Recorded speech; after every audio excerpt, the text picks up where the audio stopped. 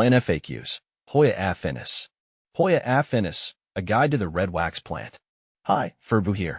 I'm a passionate plant enthusiast, and today, we're diving into the captivating world of the Hoya Affinis, also known as the red wax plant. This stunning vine boasts vibrant red blooms and lush foliage, making it a true conversation starter in any indoor space. See more 566 species in genus Hoya at monsteraholic.com. Light. Let the sun shine, but not too much.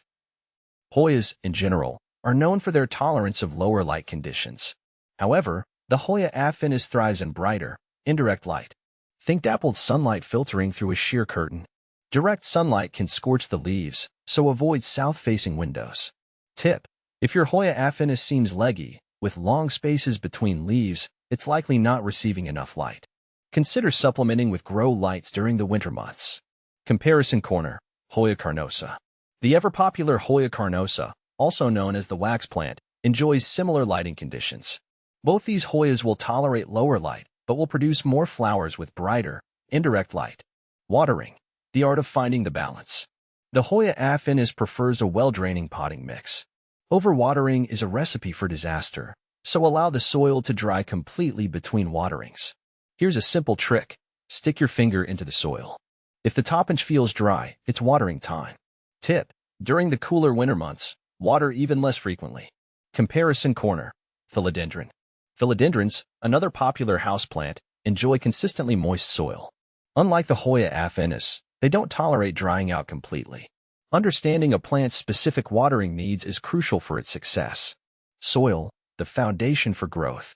A well-draining potting mix is essential for the Hoya Affinis. Opt for a mix specifically designed for cacti and succulents, or create your own by combining potting soil with perlite or orchid bark for added drainage. Tip: consider repotting your Hoya Affinis every 1 to 2 years into a slightly larger pot with fresh potting mix. Comparison corner. Monstera deliciosa. The Monstera deliciosa, also known as the Swiss cheese plant, thrives in a well-draining potting mix similar to the Hoya Affinis. However, Monsteras prefer a slightly richer mix with added organic matter like compost. Fertilizer. A little goes a long way.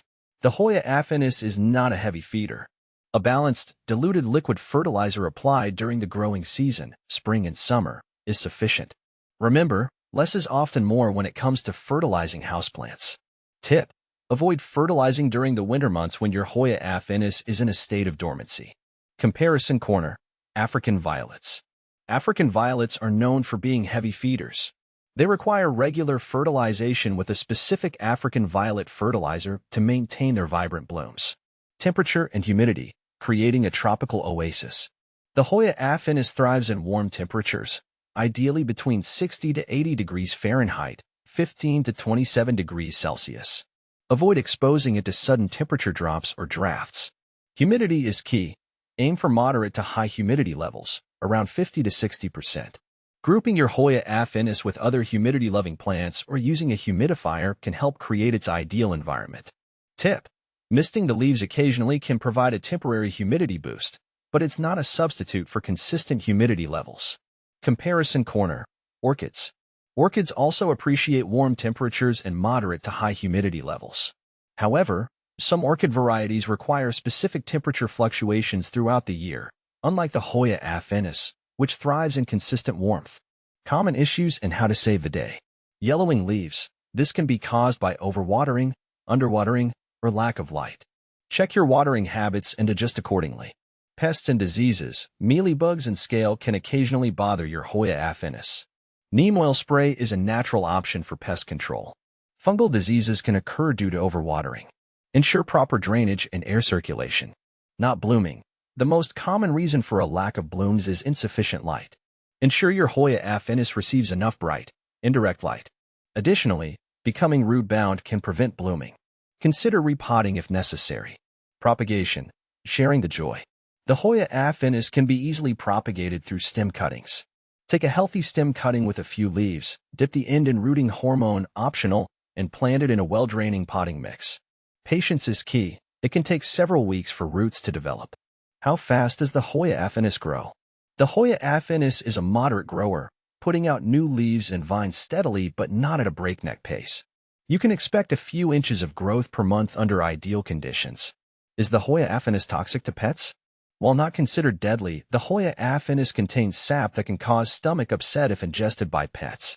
It's best to keep this plant out of reach of curious cats and dogs. Can I prune my Hoya Affinis? Absolutely. Pruning encourages bushier growth and can help control the size and shape of your plant. Pinch off leggy stems or trim back overgrown areas using sharp, clean pruners. Pruning is best done during the spring or summer growing season. My Hoya Affinis has sticky sap on the leaves. Is this normal? Yes, the sticky sap on the Hoya Affinis leaves is a natural phenomenon. It's thought to attract pollinators in its natural habitat. While not harmful, you can gently wipe the sap off with a damp cloth if it bothers you. My Hoya Affinis is losing leaves. What's wrong? Several factors can contribute to leaf loss. Overwatering, underwatering, insufficient light, or even pests can cause leaves to drop. Examine your care routine and adjust as needed. Check for signs of pests and treat accordingly. Can the Hoya Affinis be grown outdoors? In warm climates, USDA hardiness zones 10 and above, the Hoya Affinis can be grown outdoors in a protected location with filtered sunlight. However, it's best suited as a houseplant in most regions. Where can I buy a Hoya Affinis? Many online plant retailers and local nurseries will carry the Hoya Affinis. You might also find it at plant swaps or gardening events. The final bloom. The Hoya Affinis is a captivating and relatively low-maintenance houseplant. With proper care, it will reward you with vibrant blooms and lush foliage for years to come. So, embrace the joy of this unique climber and let it add a touch of the tropics to your indoor space. Happy planting!